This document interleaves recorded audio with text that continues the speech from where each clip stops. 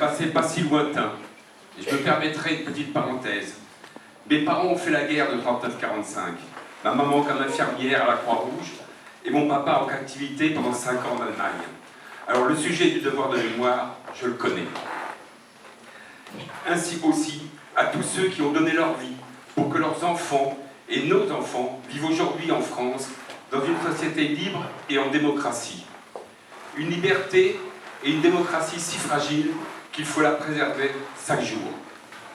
Alors élus, en charge du devoir de mémoire, des relations avec les associations patriotiques qui font tant pour notre village, je m'efforcerai d'être en contact permanent avec les présidents des associations patriotiques afin d'améliorer nos cérémonies du souvenir, le 8 mai, le 18 juin, le 14 juillet, le 20 août qui fête la libération du Bossé et le 11 novembre.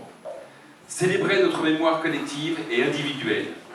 Je pense notamment à l'appel du 18 juin et le 20 août honorant la mémoire du chasseur Simeoni, mort le jour de la libération du Bossé.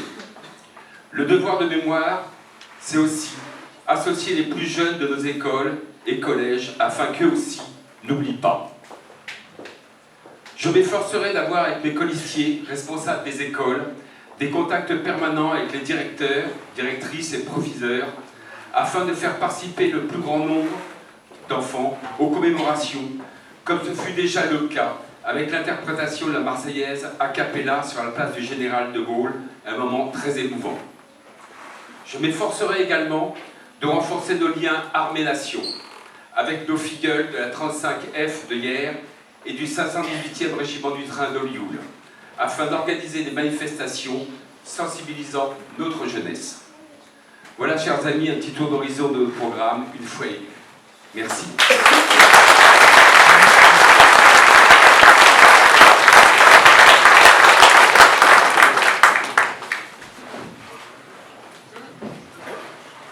C'est à moi.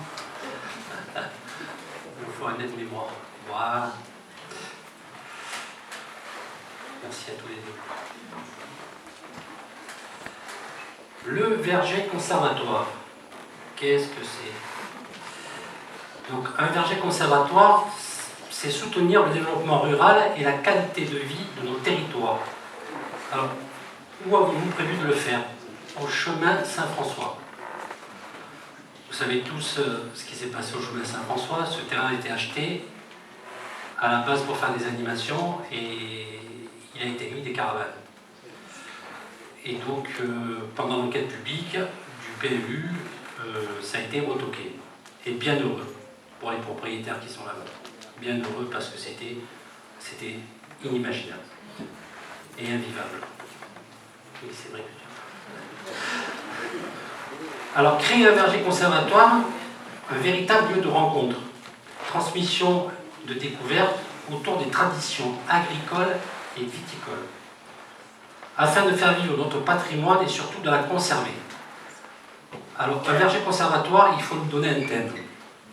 Je ne sais pas si vous connaissez, il y a deux vergers à l'heure actuelle ici sur le département. Il y a le Jardin des Oliviers qui est à Saint-Lary. Allez le visiter, c'est très beau, ça fait une quinzaine d'années qu'il est là. Et le tout dernier né, c'est le verger des Gorges de Lioul, que Robert Beneventi a inauguré au mois de juillet. À la sortie des Gorges de Lioul, vous avez le verger.